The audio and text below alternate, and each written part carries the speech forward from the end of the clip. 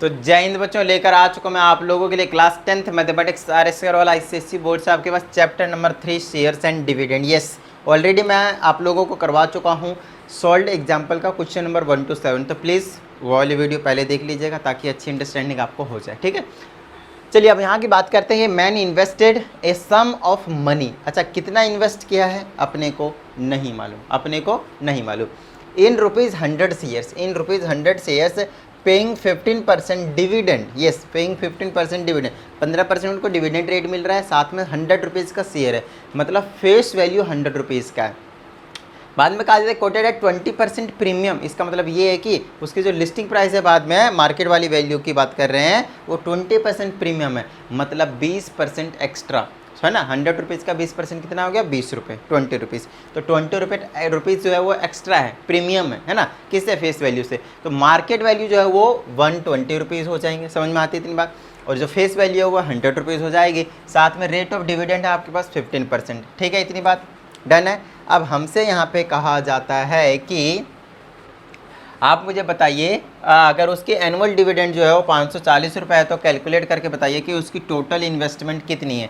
देखिए, investment simple से तरीके से निकल कर आता है यार, हमने कितने शेयर्स खरीदे हैं, 5, 10, 15, 10 शेयर खरीदे हैं मान लीजिए, और एक शेयर मान लो कि 20 रुपये का है, तो 10 शेयर मल्टीप्लाई 20, तो टोटल 200 रुपीज़, सॉरी 2000 हो जाएगी। 2000 रुपीज़ हमने क्या करें, इन्वेस्ट करें, तो टोटल इन्वेस्टमेंट हमारा ऐसे निकलता है। लेकिन हम जो लेते हैं वैल्यू, वो लेते हैं हमेशा मार्केट वैल्यू। कौन सा वैल्यू लेते हैं, मार्केट वैल्यू, और उसको मल्टीप्लाई कर देते हैं किससे, नंबर ऑफ शेयर्स कितने हैं। तो मार्केट वैल्यू फिलहाल इसकी कितनी है, मार्केट वैल्यू कितनी है आपके पास, दिख रहा है आपको, हाँ सर दिख रहा है, 100 rupees face value, but 20% premium पे है आपके पास मार्केट वैल्यू, तो 120 रुपये, मतलब 20 रुपये एक्स्ट्रा कर देना, 20% प्रीमियम। ठीक है, 20% ऑफ 100 इज़ 20 रुपीज़, तो 100 + 20 इज़ 120 रुपीज़।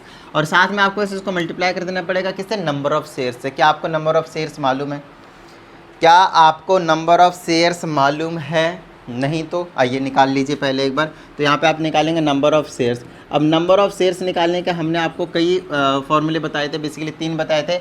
एक तो था कि टोटल इन्वेस्टमेंट कितना है और आपके पास एक शेयर की मार्केट वैल्यू क्या है। तो यहाँ तो आपके पास टोटल इन्वेस्टमेंट पता ही नहीं है कितना सम ऑफ मनी है, वही चीज़ आपको निकालना है, राइट। और मार्केट वैल्यू अगर देखा जाए तो आपके पास 120 है, तो वहाँ से आपके पास क्या निकल कर आ जाएगा, आपके पास एक तरीके से कह सकते हैं कि टोटल इन्वेस्टमेंट निकल कर आ जाएगा कुछ इस तरीके से। देखिएगा, देखिए ये आपके पास नंबर ऑफ शेयर, यहाँ तो एक तो हमें नंबर ऑफ शेयर्स भी नहीं पता, तो नंबर ऑफ शेयर्स के दूसरे भी फॉर्मूले बताए थे मैंने कि अगर टोटल इन्वेस्टमेंट ना पता हो तो हम कैसे पता कर सकते हैं।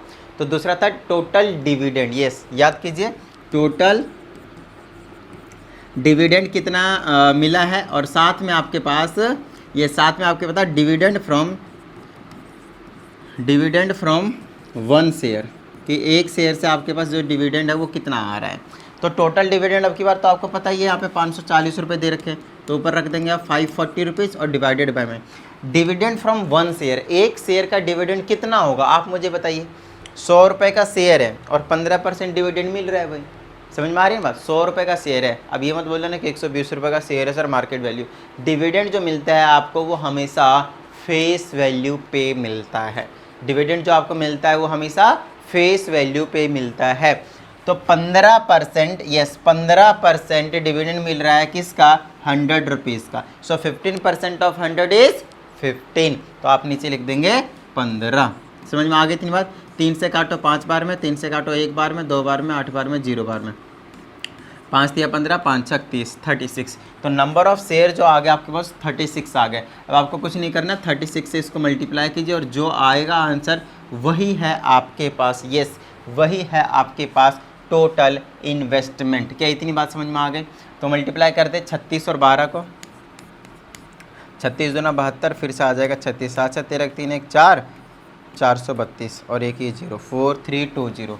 यस, 4320 की आपके पास उसके टोटल रुपीज़ में इन्वेस्टमेंट है।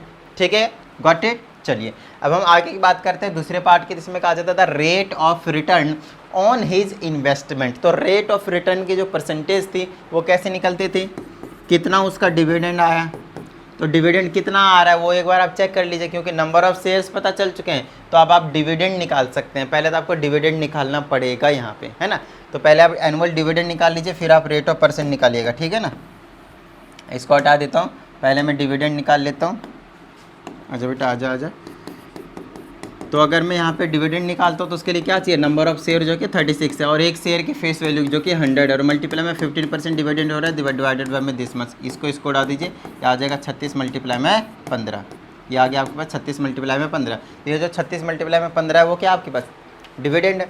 तो मल्टीप्लाई कर लेते हैं इसको भी एक बार हम, है ना, इसको भी उड़ा देते हैं पहले। तो 36 मल्टीप्लाई 15, 6 पचे 30 के 0 बच के 3, 3 पचे 15, 3 18, फिर से आ जाएगा आपके पास 36, 14 1 4 3 4 5 0 5 0 5 4 0 है। तो 540 रुपये इनको, अरे यार डिविडेंड तो आपको दे ही रखा है वैसे भी 540 रुपये पहले से ही, है ना, निकालने की जरूरत नहीं पड़ती है, ऑलरेडी गिवन है आपके पास डिविडेंड वैसे भी, ठीक है ना। चलिए अब हमें क्या करना है, डायरेक्ट रेट ऑफ रिटर्न निकालना है। तो रेट ऑफ रिटर्न का सिंपल सा एक फॉर्मूला था आपके पास, ऊपर डिविडेंड रखो, नीचे में टोटल इन्वेस्टमेंट रखो, है ना, टोटल इन्वेस्टमेंट कर दीजिएगा और मल्टीप्लाइड बाय में 100%। तो आपको पता है ऊपर कितना रखना है 540, डिवाइडेड बाय टोटल इन्वेस्टमेंट कितनी थी 4320 और मल्टीप्लाइड बाय में 100%। सॉल्व कीजिए, जितना भी परसेंट आएगा वो आपके पास रेट ऑफ रिटर्न होगा वो आ जाएगा। समझ में आ गई इतनी बात, डन है। चलिए नेक्स्ट क्वेश्चन की ओर चले जाते हैं हम। अब हमारे पास क्वेश्चन नंबर 9, क्वेश्चन नंबर 9। इस वीडियो में हम up to question number 14 discuss करने वाले हैं, है ना। उसके बाद लास्ट के जो 4 क्वेश्चन बच जाएंगे 15 16 17 18 वो सेम कंसेप्ट पे बेस्ड है, तो उसको हम एक साथ डिस्कस कर लेंगे, कोई टेंशन वाली बात नहीं है, ठीक है। चलिए अब इसमें कहा जाता है, a man invested 45,000 in 15% ₹100 shares quoted at ₹125। क्या बात है। तो इसमें कहा जाता है भैया हमने 45,000 रुपये इन्वेस्ट किया, कितना 45,000, 15% डिविडेंड का रेट मिल रहा है, 100 रुपये की उसकी फेस वैल्यू है और जो मार्केट वैल्यू है वो 125 रुपये की है। समझ में आई ना इतनी बात, है ना। स्टार्टिंग में ये चीज़ आपको बता दिया कि कैसे हम पहचानते हैं, नॉर्मली सी बात है ना। चलिए अब आपको बोला क्या है, when the market value of this shares rose to ₹140, yes 125 से 140 रुपये जब मार्केट वैल्यू हो गई, उसने सेल कर दिए some shares, he sold some shares just enough to raise ₹8,400। क्या बात है। तो हमसे कहा जाता है कि उसने ना क्या करे, 125 रुपये का शेयर खरीद के, है ना, 100 रुपये का शेयर था वैसे तो, वो तो फेस वैल्यू थी, लेकिन 125 रुपये का उसकी मार्केट वैल्यू थी, तो 125 रुपये का उसने खरीदा, है ना, 125 रुपये का उसने खरीदा और इन्वेस्ट कितना कर रखा है आपके पास 45,000। तो पहले तो यहाँ से आप नंबर ऑफ शेयर निकाल दें। अच्छा ये देखिए, अब हमसे पूछा था number of shares he holds, और कई बार बच्चे क्या करते हैं 45,000 को 100 कितने का खरीदा 125 का, उससे डिवाइड करके नंबर ऑफ शेयर्स का आंसर लिख कर आ जाते हैं। गलत, इन्होंने क्वेश्चन को बोला क्या है उसको आपको समझने की ज़रूरत है। इनका क्वेश्चन है कि भैया हमने कुछ शेयर खरीदे, कितने खरीदे नहीं पता, तो वही वाला शेयर मैं यहाँ पे खरीद लेता हूँ। The number of shares he holds initially, starting में उसके पास कितने शेयर थे अभी मैं वो निकालने जा रहा हूँ। तो उसके लिए मुझे क्या करने की जरूरत पड़ेगी कि कितना स्टार्टिंग में उसने इन्वेस्ट किया था भाई, तो 45,000। अच्छा एक शेयर कितने का पड़ा था 125 रुपीज़ का। समझ में आ गई बात। अब इससे इसको क्या करते हैं, काटा पीटी कर देते हैं। 5 से काटिए 25 बार में, 5 से काटिए 9,000, फिर 5 से काट दीजिए 5 बार में, और 5 से काट दीजिए आप कितने बार में इसको काट देंगे, एक बार में, 4 बचा, 25 40 18 बार में, और 5 से काट दीजिए, 5 दिया 15 और 5 30 360, 360 जो शेयर्स है वो स्टार्टिंग में ये होल्ड करता था। अब बाद में हमसे कहा जाता है कि जब इसकी मार्केट वैल्यू 125 से 140 चला गया, फ़ायदा हो रहा है, 140 रुपये का जब वो शेयर हो गया तो उसने बेच दिए। कितने बेचे नहीं पता, लेकिन साथ साथ में ये आपको ज़रूर कहा गया है कि जस्ट इनफ टू रेज 8,400, मतलब 8,400 रुपये इतने ही बेचे हैं कि उससे उनको कितने मिल गए 8,400 रुपये। उसके ये जो पर्सन है उसको ज़रूरत थी, है ना, ये जो पर्सन है उसको ज़रूरत थी 8,400 के, तो उसने कुछ शेयर्स बेच दिए। कितने शेयर्स बेचे हैं वो देख लीजिए। The number of shares he sold at ₹140, है ना। तो 8,400 तो उससे उसने कमा लिए, लेकिन बेचा कितने का 140 रुपये का। 0 0 गया, 14 पचे 70, 14 छक 84, 60 शेयर बेच दिए इसने। 60 शेयर कितने कर दिए इसने, बेच दिए। तो 60 शेयर्स इन्होंने जब सोल्ड कर दिया, तो अब आपसे क्वेश्चन पूछा है कि the number of shares he still holds, कि अब भी उसके पास कितने शेयर्स बचे हैं। तो यहाँ से हम लिख देंगे the number of shares he holds is equal to, initially 360 था, सेल कर दिया उसमें से 60, तो कितने बच गए उसके पास, 300। अब उसके पास 300 शेयर्स बचे हैं। स्टार्टिंग में उसके पास 360 शेयर्स थे, बट जब पैसा रोज राइज हो गया उसका, है ना, फ़ायदा हो रहा था, तो 60 शेयर्स उसने बेच दिए थे, है ना, 60 शेयर्स उसने बेच दिए थे। ये समझ में आया ना कैसे निकाला, टोटल इन्वेस्टमेंट और एक की कॉस्ट प्राइस, ठीक है ना। ये एक तरीके से इन्वेस्टमेंट ही तो है, जितना पैसा इसको मिला है, एक तरीके से टोटल पैसा कितना मिला है और एक का कितना था, तो टोटल नंबर ऑफ शेयर निकल कर आ जाएगा, बच्चों वाली चीज़। नेक्स्ट आपका बता dividend due to him on this remaining shares. अब कहा जाता है ये जो जितने शेयर्स बचे हैं उसमें उनको कितना डिविडेंड मिलेगा। तो देख लीजिए शेयर का कितने नंबर ऑफ शेयर थे, 300 बचे हैं, एक का कितना फेस वैल्यू है, फेस वैल्यू पे डिविडेंड मिलता है 100, और मल्टीप्लाई में रेट ऑफ परसेंट कितना है उसका डिविडेंड का, 15 बटे में 100 से 100 को उड़ा दो, 15 तिया 45 और ये 00, 4500, 4500 रुपये क्या करेगा उसको डिविडेंड अब जो है वो मिल जाएगा। आंसर भी मैच कर लें क्या, सही है आंसर। तो चलो नेक्स्ट क्वेश्चन की बात कर लेते हैं। अब हम नेक्स्ट है हमारे पास क्वेश्चन नंबर 10। इसमें कहा जाता है dividend of 9% was declared on ₹100 shares, on ₹100 shares selling at a certain price, if the rate of return is 7.5%, find the market value of each share. तो देखिए मार्केट वैल्यू निकालने का आपके पास दो तरीके हैं। पहला, एक तो आप ये देख लीजिए कि भाई साहब मार्केट वैल्यू निकालने का आपके पास दो तरीका है। एक तो ये देख लीजिए अगर फेस वैल्यू और उस पर प्रीमियम में है ना, या फिर डिस्काउंट में, तो प्लस या माइनस करके आप मार्केट वैल्यू निकाल सकते हो, इजीली निकाल सकते हो, कोई प्रॉब्लम वाली बात नहीं है। आप मार्केट वैल्यू दूसरे तरीके से भी निकाल सकते हो, अगर आपको ये पता है कि नंबर ऑफ़ शेयर्स कितने, है ना, साथ में ये पता है कि टोटल इन्वेस्टमेंट कितनी, तो एक का मार्केट जो वैल्यू है वो वहाँ से निकल कर आ जाएगा, क्योंकि number of share is equal to total investment divided by में एक की मार्केट वैल्यू होती है, राइट। तो बात आती है कि यहाँ से हमें इन्वेस्टमेंट के बारे में तो कुछ कहीं नहीं कही है, तो हम यहाँ पे आपको एक दूसरा वाला फार्मूला पहले भी बताएं और अब भी बता रहे हैं, आपको ध्यान से समझिएगा।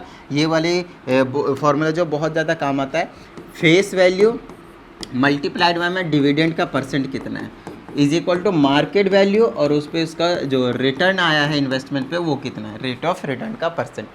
तो फेस वैल्यू कितनी है, 100 रुपीज़ है, डिविडेंड का परसेंट कितना है, 7.5 है, is equal to market value आपको निकालना है और रेट ऑफ रिटर्न कितना दे रखा है आपके पास है, अच्छा सॉरी डिविडेंड परसेंट 9%, वो 9% देख लीजिए, ये डिविडेंड ऑफ 9% वाज देख रहे थे, इसकी जगह 9 रखेगा, और रेट ऑफ रिटर्न बोला है ना, ये रहा रेट ऑफ रिटर्न आपके पास 7.5 है, सॉरी, ठीक है। चलो भाई अब यहाँ से मार्केट वैल्यू निकल जाएगी आसानी से, वो डिवाइड में लिया ही तो आ जाएगा 100 × 9 डिवाइडेड बाय में 7.5, पॉइंट हटाइए नीचे 10 आ जाएगा, है ना, काट दीजिए, 25 से काटिए 3 टाइम्स में, 25 से काटिए 4 टाइम्स में, ठीक है, और काटिए 3 से 3 टाइम्स में, 4 या 12 और 10 120, तो 120 रुपीज़ क्या हो गई इसकी मार्केट वैल्यू हो गई, कितनी ₹120। क्या इतनी बात समझ में आ गया आप लोगों को, डन है। दूसरा आपके पास the amount to be invested to get an annual dividend of ₹630। आइए इस क्वेश्चन को बहुत ही अच्छे तरीके से समझने की कोशिश कीजिएगा, ठीक है ना। यहाँ से आपको चीज़ों को बहुत ही अच्छे तरीके से समझने की ज़रूरत है। हमसे कहा जा रहा है कि अगर आपको 630 रुपीज़ एनुअल डिविडेंड मिल रहा है तो उनको कितना इन्वेस्ट करने की ज़रूरत है। देखिए अगर हमने कुछ अमाउंट इन्वेस्ट किया है ना, तो उसका हमें कुछ ना कुछ डिविडेंड मिलता है। तो क्वेश्चन आपकी बार आपसे उल्टा पूछ लिया गया है कि भैया हमने डिविडेंड दे दिया, आप अब बताइए मुझे आप कितना इन्वेस्ट करेंगे। तो यहाँ पे आपको थोड़ी सी चीज़ों को समझने की ज़रूरत है। आपको मैं लिखकर बताता हूँ कि जो डिविडेंड होता है उसकी जो फॉर्मूला रहता है वो यही रहता है कि आपके पास नंबर ऑफ़ शेयर्स कितने हैं मल्टीप्लाइड बाय में फेस वैल्यू क्या है उसकी, और इनटू में rate of dividend divided by में 100 रहता है। ये आपके पास सिंपल एक फार्मूला रहता है क्या निकालने का, डिविडेंड का। अब आपको ये भी पता है कि कितने हैं, क्या आपको नंबर ऑफ़ शेयर्स पता है, चेकआउट कर लीजिए। क्या आपको नंबर ऑफ़ शेयर्स पता है, देख लीजिए, बिल्कुल भी नहीं पता कि कितने शेयर्स खरीदे हुए हैं। तो एक तो आपको यहाँ पे नंबर ऑफ़ शेयर्स को किसी तरह से हम क्या करेंगे, उनकी जो अमाउंट इन्वेस्टेड की है इन्वेस्टमेंट के टर्म में जो लिखने की कोशिश करेंगे, और वो हमें पहले से पता है। दूसरी हमें फेस वैल्यू पता है 100 रुपीज़ है, बाकी रेट ऑफ डिविडेंड भी हमें अपने को पता है 9% है। तो डिविडेंड की जगह मैं तो 630 लिख ही देता हूँ, कोई टेंशन वाली बात नहीं है उसमें। तो 630 था, सॉरी, ठीक है, इज इक्वल टू, देखिए ये जो नंबर ऑफ शेयर है, नंबर ऑफ शेयर को कैसे लिखते हैं हम, टोटल इन्वेस्टमेंट डिवाइडेड बाय में एक की मार्केट वैल्यू क्या थी, ऐसे तो निकलती है ना, नंबर ऑफ शेयर। तो उसकी मार्केट वैल्यू अभी हमने निकाल भी लिया 120 है, तो उसकी जगह मैं 120 रख दूंगा। फेस वैल्यू इसका 100 रुपीज़ है, डिवाइडेड बाय में ये 9 है, बाय में 100, देख लीजिए अच्छे से, है ना, रेट ऑफ रिटर्न। इससे इसको उड़ा दीजिए, क्या बचा, ये नीचे वाला ऊपर चला जाएगा, ऊपर वाला नीचे आ जाएगा, तो ये आ जाएगा 630 मल्टीप्लाइड बाय में 120, और वो जो 9 है वो नीचे आ जाएगा, इक्वल टू में क्या बचा, टोटल इन्वेस्टमेंट, ठीक है। चलिए 9 सत्ती 63 70 बच गया, 12 50 60, 12 6 72, 12 7 84, और ये 00, 8400 रुपये उनको इन्वेस्ट करने की ज़रूरत पड़ेगी। ये आपके पास टोटल इन्वेस्टमेंट निकल कर आ चुकी है, ठीक है ना, टोटल इन्वेस्टमेंट निकल कर आ चुकी है।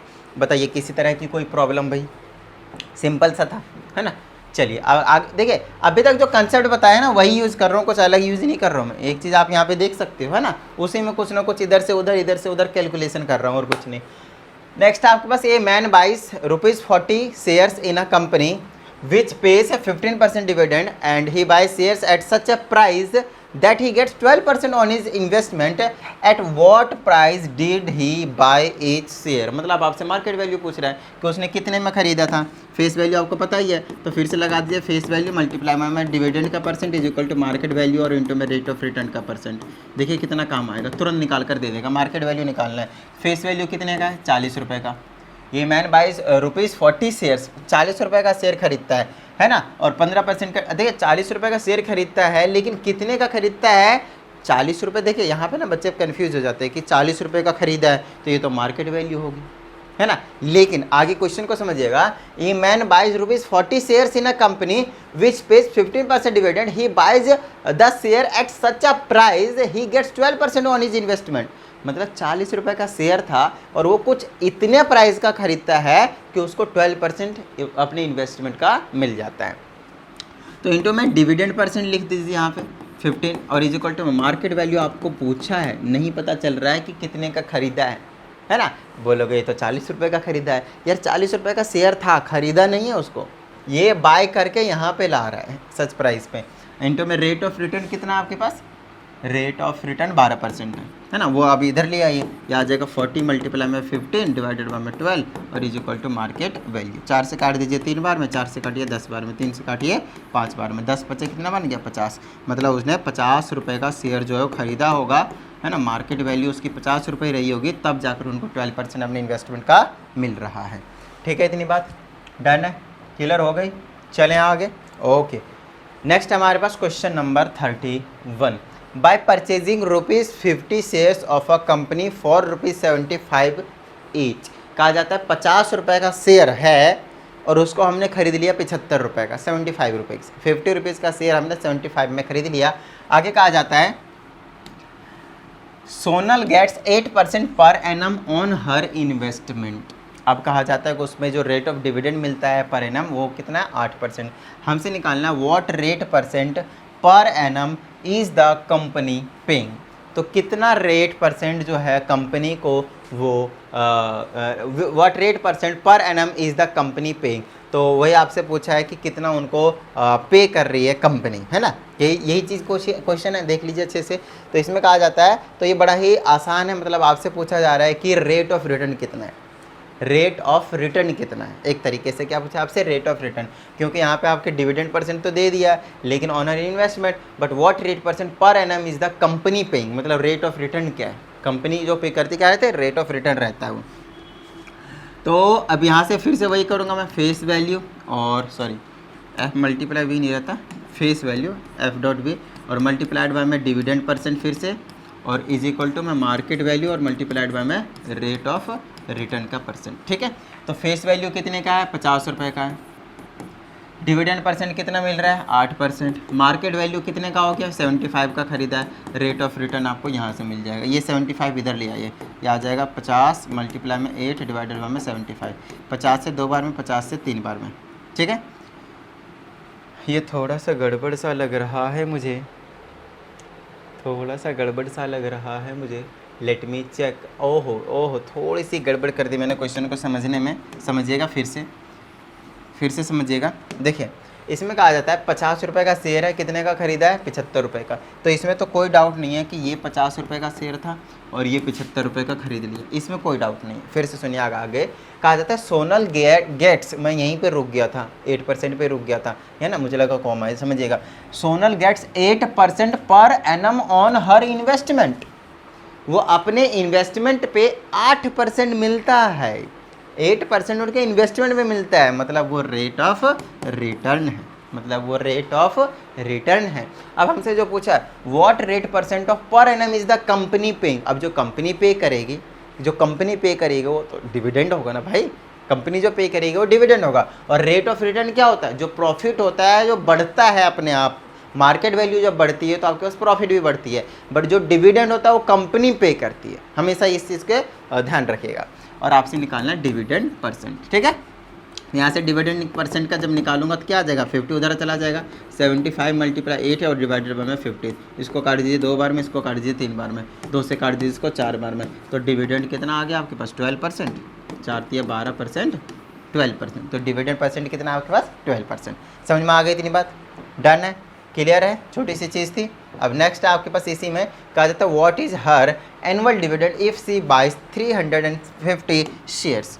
तो हमसे कहा जाता है आपकी बार तो सिंपल डिविडेंड पूछा है, तो नंबर ऑफ शेयर कितने थे चेकआउट कर लीजिए, 360। फेस वैल्यू कितनी है इसकी?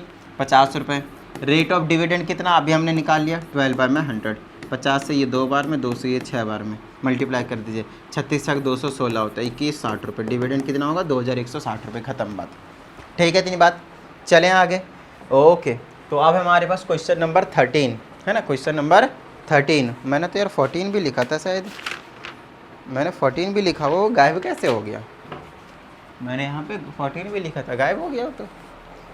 चलो कोई बात नहीं, यहाँ पे अभी चेक कर लेते हैं, 14 भी करा देंगे। A man buys 500 shares, 500 share खरीदे हैं, कितने का? 20 रुपये का शेयर है, एट अ डिस्काउंट ऑफ 20%, मतलब 20 रुपये का शेयर है बट 20% लेस कर दीजिए, उसको डिस्काउंट मिला है, तो जितना बचा उतना ही का खरीदा है, ठीक है।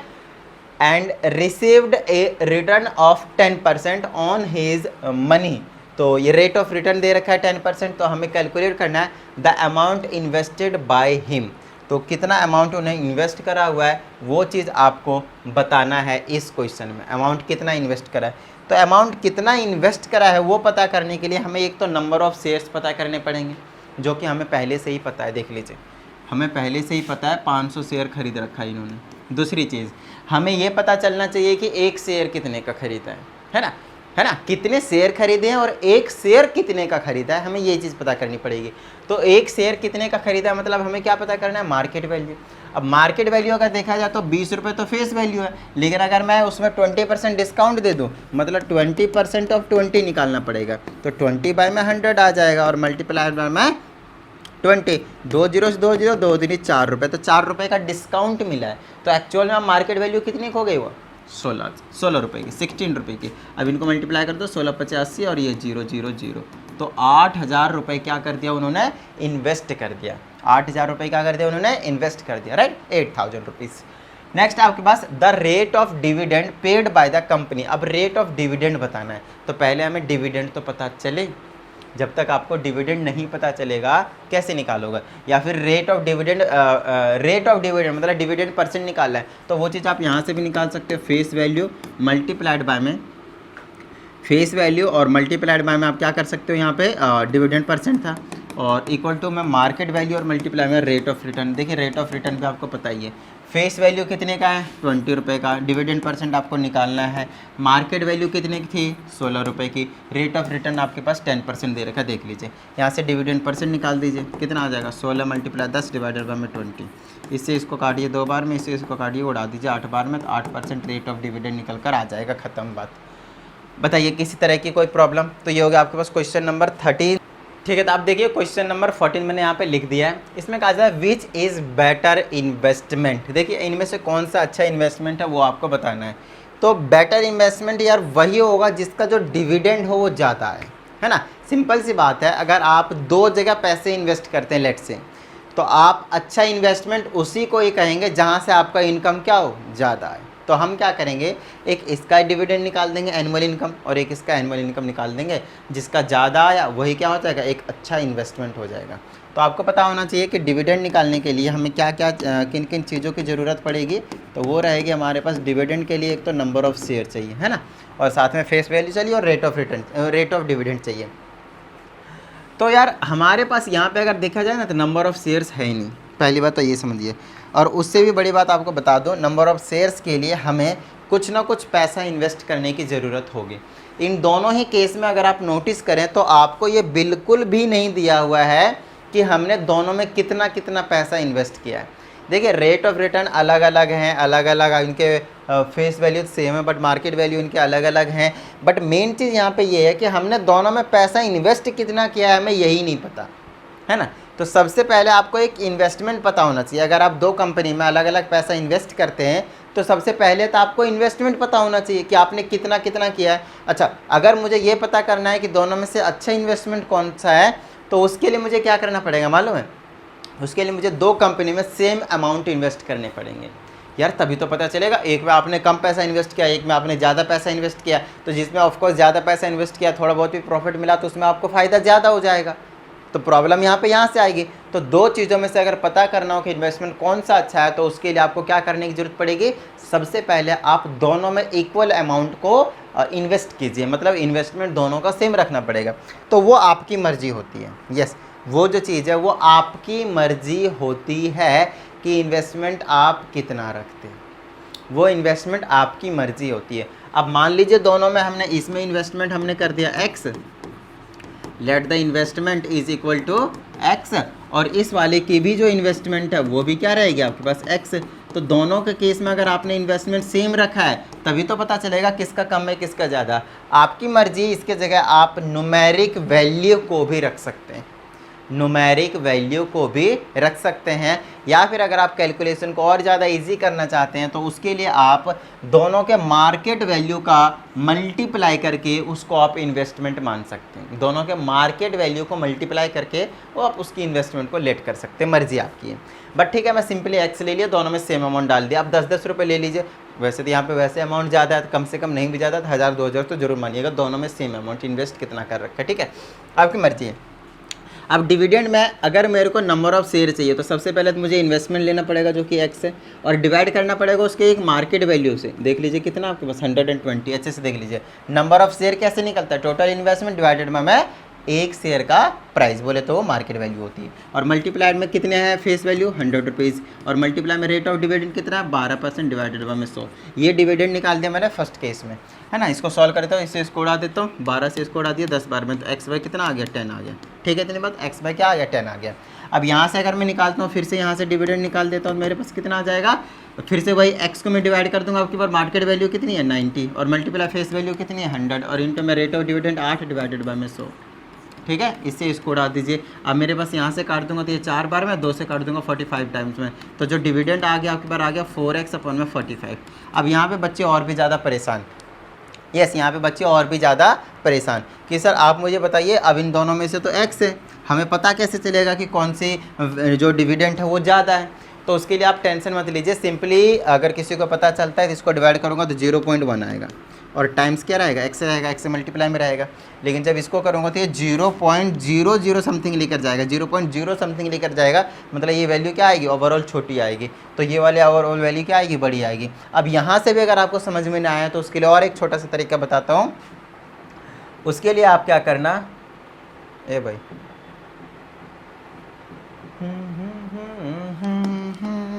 उसके लिए आप क्या करना, x की वैल्यू को सिलेक्ट कर लेना, ऐसी वैल्यू लेट करना, यस ऐसी वैल्यू लेट करना, दोनों में सेम ही रखना ऑफकोर्स x है तो ऐसी वैल्यू लेट करना जिससे आपकी कैलकुलेशन इजी हो जाए। जैसे कि मैं यहाँ पे 90 रखता हूँ, 90 अपॉन में 10 कर दिया, कितना आया 9 आया। यहाँ पे अगर मैं 90 रखता हूँ, 90 जानबूझकर रखा क्योंकि 45 से कट रहा था, ठीक है ना, इसीलिए रखा, दोनों जगह कट रहे थे, 45 से काटा, इसको काटा कितने बार में 2 बार में, 4 दूनी कितना आया 8 बार, 8 आया, मतलब 100% सही है। देख लीजिए ये वाली इन्वेस्टमेंट क्या है ज़्यादा है, और ये वाली इन्वेस्टमेंट क्या आपके पास कम है। तो जो इन्वेस्टमेंट ज़्यादा, सॉरी इन्वेस्टमेंट कह रहा हूँ डिविडेंड, जिसकी इन्वेस्टमेंट ज़्यादा, जिसके डिविडेंड ज़्यादा है वही आपके पास एक बेटर इन्वेस्टमेंट है। तो मतलब इन्वेस्टमेंट ये वाला जो केस का था, ये वाला फर्स्ट वाला केस है, it is the better investment. क्या इतनी बात समझ में आ गया आप लोगों को, डन है। समझ में आ गई बात। तो अभी हम इतना ही रखते हैं इस वीडियो में, और नेक्स्ट जो क्वेश्चंस रहेंगे उसे ऑफ कोर्स हम अगली वीडियो में कवर अप कर लेंगे, ज़्यादा टेंशन लेने की ज़रूरत नहीं है। तो चलिए, उम्मीद करता हूँ आप लोगों को सारे जो क्वेश्चन है वो अच्छे से समझ में आ गया होगा, और अगर ऐसा है तो फटाफट वीडियो को लाइक कर दीजिए। साथ ही अगर आप इस चैनल पर एक नए स्टूडेंट हैं तो चैनल को सब्सक्राइब करके बेल आइकन को जरूर प्रेस कीजिएगा और शेयर करके सपोर्ट दिखाइएगा। चलिए मिलते हैं अगली वीडियो में, प्रैक्टिस जरूर कीजिएगा। जय हिंद।